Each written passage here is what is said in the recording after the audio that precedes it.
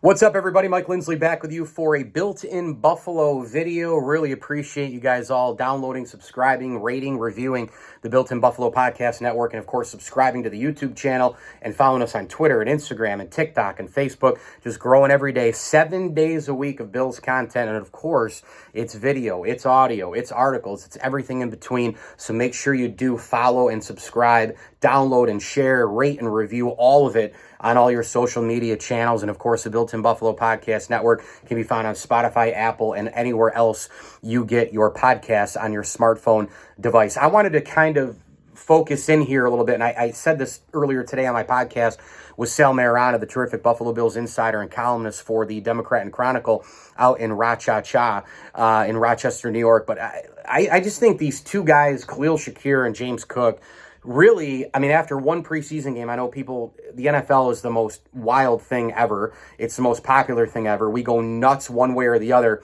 Monday morning quarterbacking and all that sort of thing. A couple of weeks, the world's ending. The next couple of weeks, the world is starting.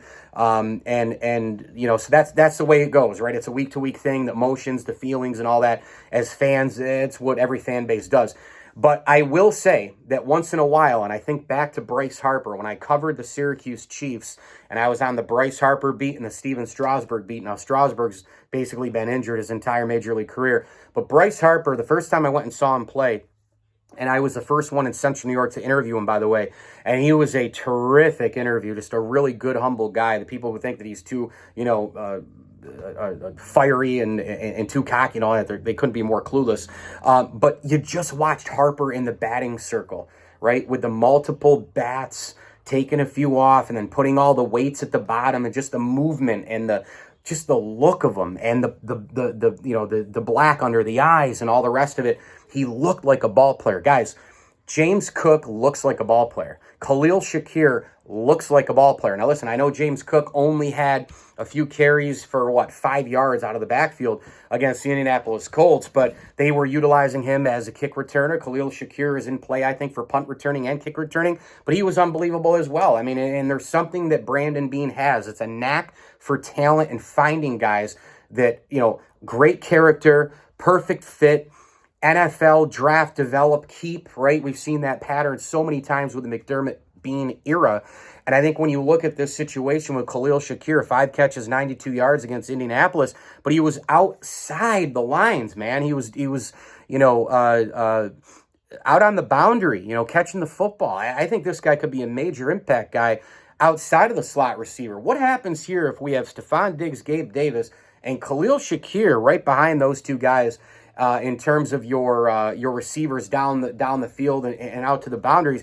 And then Isaiah McKenzie is across the middle in the slot, and that's that. Maybe Shakir backs him up here and there, but what happens if that takes place? I mean, what happens if Khalil Shakir develops this year into Gabe Davis from last year, and now you've got really a lot of offensive firepower? But I just love what these guys can bring to the table. Also from the standpoint, I think McKenzie has this too, of get the ball and you can go to the house, right? Every single time these two guys catch the ball, they could take it to the house. And I think eventually James Cook is going to develop into the number one running back. I don't know if that'll happen right away in the beginning of the season, but I think it has a lot of potential to happen. And you get James Cook as the number one back, a guy who can run it, catch out of the backfield, played at the highest level in the SEC.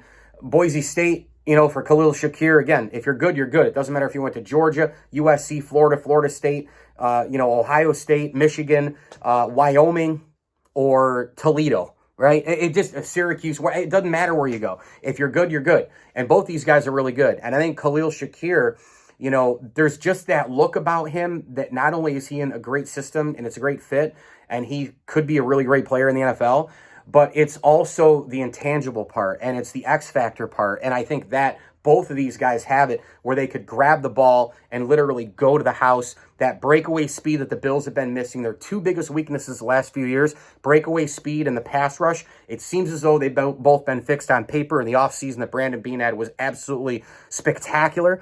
And I think Khalil Shakir and James Cook could be major players this year and beyond, perhaps developing into cornerstone players, for this Buffalo Bills football team. And certainly guys that they're going to need under those rookie contracts as more and more guys become free agents. More and more guys are going to need to get paid, the Ed Olivers of the world and everybody else. So really, really thrilled early, again, trying to curb the excitement a little bit. But James Cook and Khalil Shakir, from what I've seen, they got the look. Mike Lindsley with you here. It's a Built-in Buffalo video. I really appreciate you watching. Again, download, subscribe, leave feedback, and a 5-star review to the Built-in Buffalo Podcast Network. I have a show every Wednesday. It's called the Pandemonium Podcast, in honor of the great Van Miller. And you can hit me on Twitter at Mike L Sports and get Built-in Buffalo on all the social platforms, including Twitter and YouTube and TikTok and Facebook.